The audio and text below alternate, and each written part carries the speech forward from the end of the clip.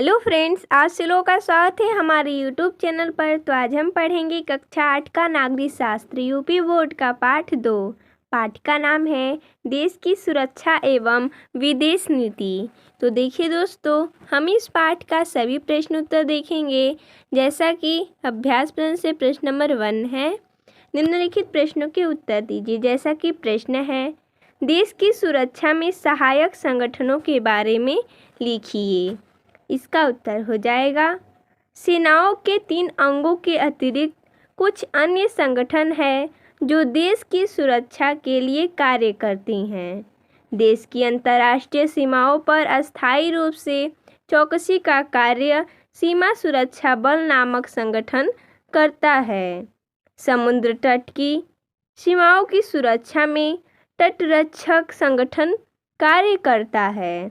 इसके कार्यों में रक्षा प्रतिष्ठानों की रक्षा करना, तस्करी रोकना तथा खोज बचाव के दलों का गठन करना मुख्य है। तीसरा महत्वपूर्ण संगठन प्रादेशिक सेना है। यह नागरिकों का एक संगठन है। इसमें देश की सुरक्षा कार्य में भाग लेने के इच्छुक नागरिक अपने खाली समय में सैन्य प्रशिक्षण ले सकते हैं। चौथा संगठन नेशनल कैडेट कोर है। इसमें बालकों के साथ साथ बालिकाओं का भी डिवीजन है। उच्च प्राथमिक विद्यालयों में स्काउट्स एवं गाइड्स के प्रशिक्षण की व्यवस्था है।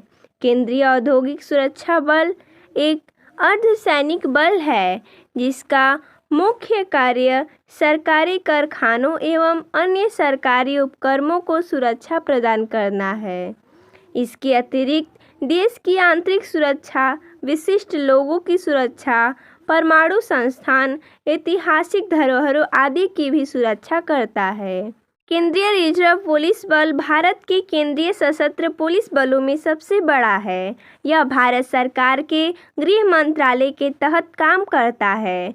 सीआरपीएफ की प्राथमिक भूमिका पुलिस कार्रवाई में राज्य संघ शासित प्रदेशों की सहायता, कानून व्यवस्था और आतंकवाद विरोध में निहित है। रैपिड एक्शन फोर्स केंद्रीय रिजर्व पुलिस बल की एक शाखा है जो दंगों एवं भीड़ को नियंत्रित करती है। राष्ट्रीय सुरक्षा गार्ड गृह मंत्रालय के निरीक्षण में काम करती है और इनका मुख्य कार्य विशिष्ट व्यक्तियों की रक्षा, बंधकों का बचाव, महत्वपूर्ण प्रतिष्ठानों को आतंकवादी खतरों से सुरक्षित करना है। अगला प्रश्न है ख नंबर, विश्व में शांति स्थापित करने के लिए भारत ने किस नीति का समर्थन किया? इसका उत्तर हो जाएगा, विश्व में शांति स्थापित करने के लिए भारत ने गुट निरपेक्षता की नीति का समर्थन किया। अगला प्रश्न है, पंचशील क्या है एवं इसके सिद्धांत कौन कौन से हैं? जैसा कि इसका उत्तर हो जाएगा, देश के प्रथम प्रधानमंत्री जवाहरलाल नेहरू युद्ध के स्थान पर शांति को महत्व देते रहे। वह सभी राष्ट्रों की स्वतंत्रता एवं समानता के समर्थक थे, इसलिए किसी भी राष्ट्र के आंतरिक मामले में हस्तक्षेप करने के विरुद्ध थे। उनके इन्हीं विचारों से 1954 में 5 सिद्धांत बनाए गए जिन्हें पंचशील के नाम से जाना जाता है।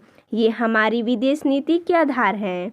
ये सिद्धांत इस प्रकार हैं, जैसा कि एक दूसरे की राज्य की सीमा एवं उनके प्रभुसत्ता का सम्मान किया जाए, एक दूसरे के भूभाग पर आक्रमण न किया जाए, एक दूसरे के आंतरिक मामले में हस्तक्षेप न किया जाए, समानता और पारस्परिक लाभ को ध्यान में रखा जाए, शांतिपूर्ण सहअस्तित्व की भावना का पालन किया जाए। अगला प्रश्न है, कोरिया और कांगो के संकट के समय भारत ने संयुक्त राष्ट्र संघ की क्या सहायता की? इसका उत्तर हो जाएगा, भारत जब से संयुक्त राष्ट्र संघ का सदस्य बना है वह लगातार उसे अपना सहयोग प्रदान कर रहा है। संयुक्त राष्ट्र संघ के निर्देशों के पालन में ही कोरिया के संकट के समय भारत ने एक डॉक्टरी दल भेजा एवं कांगो में संयुक्त राष्ट्र संघ के साथ अपनी सैनिक टुकड़ियां भेजी। अगला प्रश्न है 2 नंबर, रिक्त स्थानों की पूर्ति कीजिए। जैसा कि हमने यहाँ पर पूर्ति करके दिखाया है। दिया गया सेना में भर्ती होने के लिए पहले चयन यहाँ पर रिक्त स्थानें होती है। तो सेना में भर्ती होने से पहले सबसे पहले चयन परीक्षा होती है, तो यहाँ पर हम भरेंगे परीक्षा होती है। दूसरा है समुद्री मार्ग से तस्करी रोकने के लिए यहाँ पर रिक्त स्थानीय संगठन कार्य करता है। यानी कि समुद्री मार्ग से तस्करी रोकने के लिए कौन सा संगठन कार्य करता है, तो तटरक्षक। यहाँ पर हम भरेंगे तटरक्षक। अगला है भारतीय सेनाओं का सर्वोच्च कमांडर होता है। यहाँ पर रिक्त स्थान है, तो कौन होता है, तो राष्ट्रपति। यहाँ पर हम भरेंगे राष्ट्रपति। अरे शत्रु की होड़ से यहाँ पर रिक्त स्थान है कि संभावनाएं बढ़ जाती हैं। यानी कि किसके होड़ से संभावनाएं बढ़ जाती हैं, तो युद्ध की। अगला है प्रश्न 3, निम्नलिखित कथनों में जो सही हो उनके आगे सही का चिन्ह लगाइए। जैसा कि दिया गया भारत सेना के तीनों अंगों का मुख्यालय दिल्ली है, ये क्या है, सही है। अगला है वायुसेना के अध्यक्ष को एडमिरल कहते हैं, ये क्या है, गलत है। अगला महिलाओं को सेना में भर्ती नहीं किया जा सकता, ये भी क्या है, गलत है। तो देखिए दोस्तों, इसमें इतना ही प्रश्न दिया था। तो मिलते हैं नेक्स्ट टाइम, तब तक के लिए धन्यवाद दोस्तों।